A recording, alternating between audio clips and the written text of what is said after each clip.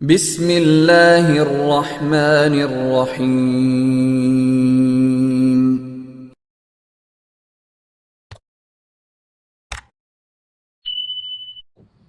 السلام علیکم ورحمۃ اللہ وبرکاتہ۔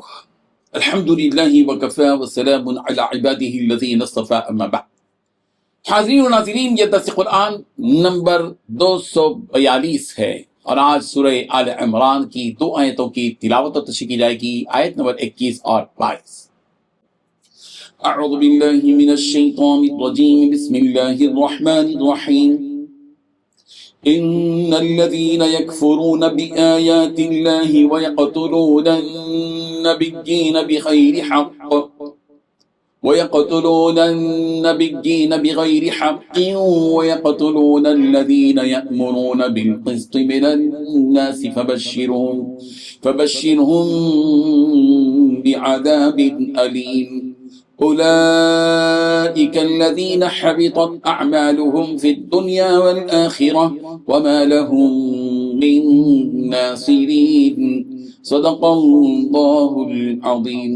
لفظی ترجمہ یوں ہے، ان الذین، بے شک وہ لوگ جو یکفرون، انکار کرتے ہیں، بآیات اللہ، اللہ کی آیتوں کا، ویقتلون، اور قتل کرتے ہیں، النبیین، نبیوں کا، بغیر حق، ناحق طور پر، ویقتلون، اور قتل کرتے ہیں، الذین، ان لوگوں کو جو یأمرون، حکم کرتے ہیں، بالقسط، انصاف کے ساتھ، من الناس، لوگوں کو، فبشرہم، بس آپ خوشخبری سنا دیجئے انہیں، بعذاب علیم، دردناک عذاب کی۔ اولئک الذین، یہی ہیں وہ لوگ، حبطت اعمالہم، کہ جن کے اعمال غارت ہو چکے ہیں، فی الدنیا، دنیا میں، والآخرہ، اور آخرت میں، وما لہم، اور ان کو نصیب نہ ہوں گے، من ناصرین، کسی قسم کے مددگار۔ ترجمہ یوں ہے، جو لوگ اللہ کی آیتوں کا انکار کرتے ہیں اور نبیوں کو ناحق قتل کرتے ہیں اور انصاف کی تلقین کرنے والوں کو بھی قتل کرتے ہیں، ان کو دردناک عذاب کی خوشخبری سنا دو۔ یہ وہ لوگ ہیں جن کے اعمال دنیا اور آخرت میں غارت ہو چکے ہیں اور ان کو کسی قسم کے مددگار نصیب نہیں ہوں گے۔ ان 2 آیتوں میں 6 باتیں بتلائی گئی ہیں۔ پہلی بات، جو لوگ اللہ کی آیتوں کو جھٹلاتے ہیں۔ دوسری بات، نبیوں کو ناحق قتل کرتے ہیں۔ تیسری بات، انصاف کی تلقین کرنے والوں کو بھی قتل کرتے ہیں۔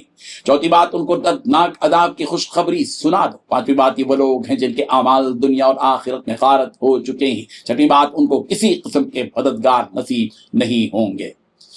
بزرگان محترم، صاحب روح المعانی نے ابن جریر کے حوالے سے ابو عبیدہ بن جراح رضی اللہ عنہ سے نقل کیا ہے کہ انہوں نے عرض کیا کہ یا رسول اللہ، سب سے زیادہ سخت عذاب قیامت کے دن کن لوگوں کو ہوگا؟ آپ علیہ الصلوۃ والتسلیم نے فرمایا، وہ شخص سب سے زیادہ عذاب میں ہوگا جس نے کسی نبی کو قتل کیا یا کسی ایسے شخص کو قتل کیا جو امر بالمعروف اور نہی عن المنکر کرتا۔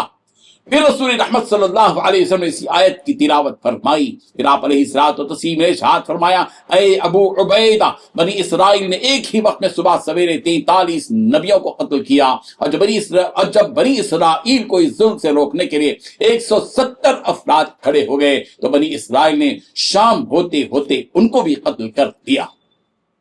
اس آیت میں ان بدبخت کافروں کے بارے میں جنہوں نے اللہ کی آیتوں کا انکار کیا اور نبیوں کو قتل کیا، اور ان لوگوں کو قتل کیا جنہوں نے ان کے درمیان انصاف کرنے کی تعلیم دی، دردناک عذاب کی خبر دی گئی ہے۔ پھر ان کے بارے میں مزید یہ فرمایا گیا کہ وہ لوگ ہیں جن کے اعمال دنیا اور آخرت میں اکارت اور ضائع ہو گئے، اور یہ ایسے بے یار و مددگار ہیں کہ ان کی کوئی مدد نہیں کر سکے گا۔ اللہ تعالیٰ نے جس عذاب کا فیصلہ ان کے حق میں کر دیا ہے، وہ عذاب کا مزہ ضرور چکھیں گے، اور ان کو اس عذاب سے بچانے کے لیے ان کی مدد کے طور پر کوئی آگے نہیں آئے گا۔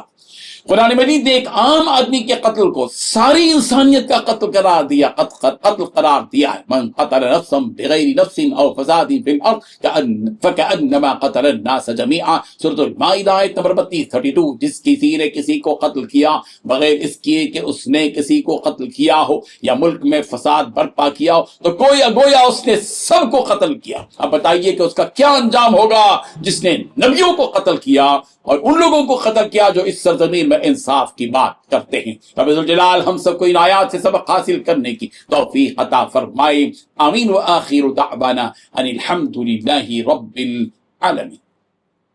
ڈیلی درس قرآن کو سبسکرائب کیجئے، اپنے تاثرات اور مشورے ارسال کیجئے، اور متعلقین کے گروپ بنا کر انہیں روزانہ درس قرآن بھیجیں اور اجر ثواب پائیں۔